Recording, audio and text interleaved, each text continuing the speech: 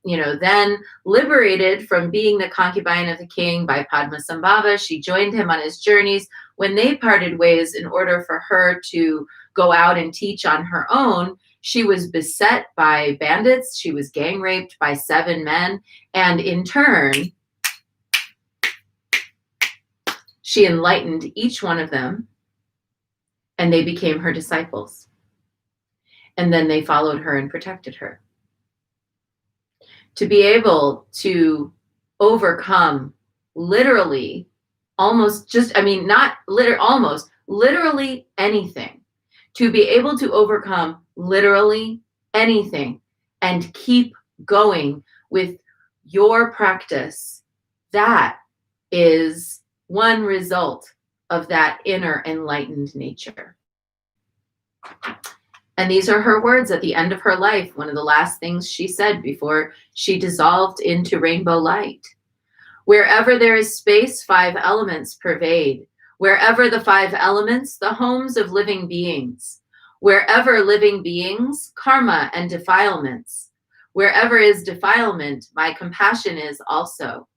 Wherever is the need of beings, there I am to help them. To the hungry, I was heaps of food and all good things, and thus I brought them joy. To the cold and freezing, I was fire and sun warmth, thus their joy. To the poor and needy, I was wealth and riches, thus their joy. To the naked, I was every kind of raiment, thus their joy. To the childless, I was sons and daughters, thus their joy. To those who sought a lover, I was a loving and attractive consort, and thus their joy.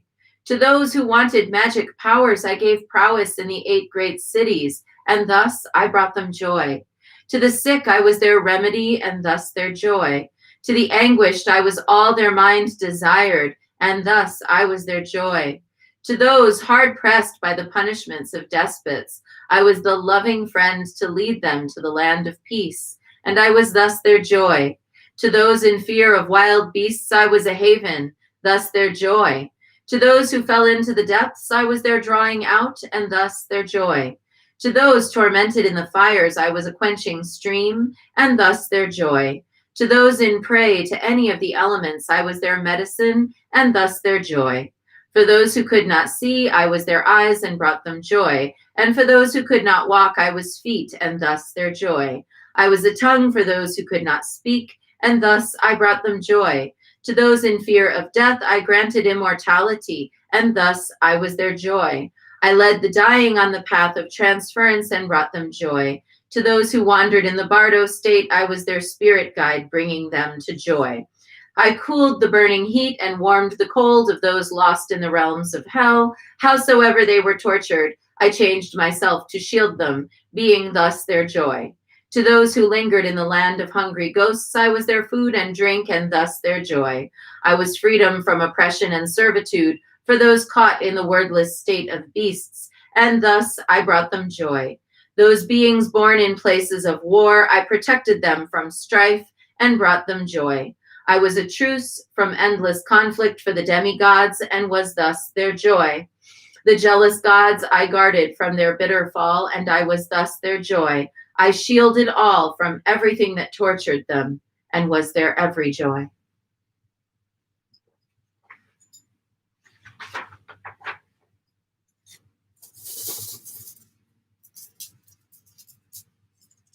To the stainless power within each of us that has the capacity to overcome and to keep going, let's recite Om Mani Padme Hum, awakening that capacity and sending it out into the world so that everywhere we turn, this truth is what we see in all beings. Om Mani Padme Hum, Om Mani Padme Hum, Om Mani Padme Hum, Om Mani Padme Hum. Om Mani Padme Hum, Om Mani Padme Hum, Om Mani Padme Hum, Om Mani Padme Hum, Om Mani Padme Hum, Om Mani Padme Hum, Om Mani Padme Hum, Om Mani Padme Hum,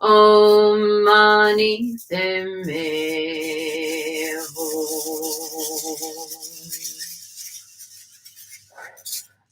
Hum.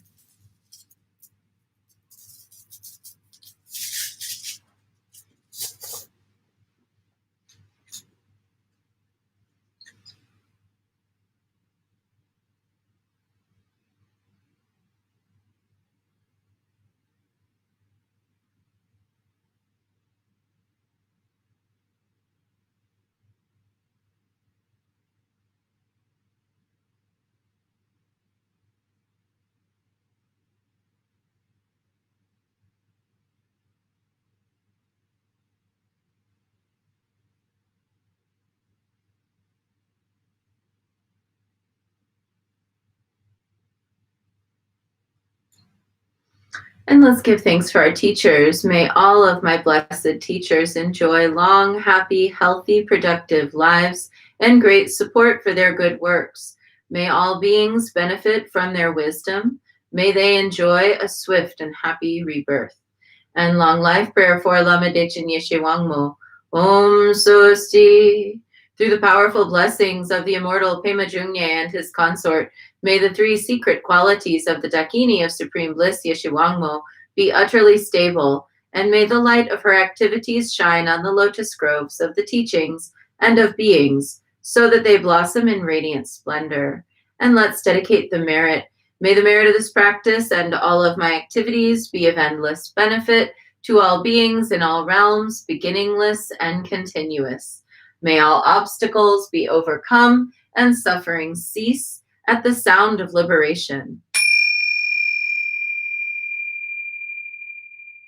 May all beings be free from suffering and its causes. May all beings have happiness and its causes. May we carry the essence of Guanyin in our hearts. Namo Guanxin Pusa. And we close with a bow to Guanyin, bow to one another, and bow to the inner teacher, and wishing everyone a day of awareness of your already enlightened nature, your connection with that eternally stainless aspect of your being that transcends space and time, and that can remind you when the brain weasels are out of frolicking of who you really are. Be back tomorrow.